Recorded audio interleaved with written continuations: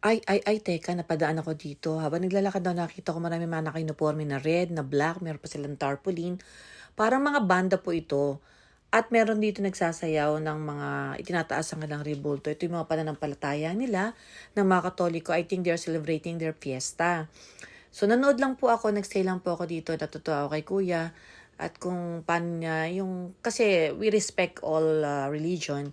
So, paano niya tinataas ang papuri niya sa kanya mga pananampalataya sa ating Panginoon. At ito ang mga nagagandahang mga manunugtog.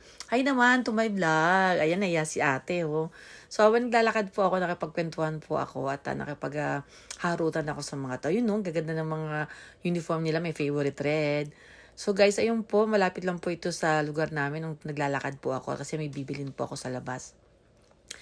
Ayun po, maraming salamat po sa mga nanonood at itong araw na to, mga nagtutugtugan na po at maingi po sa lugar ng Pasay City.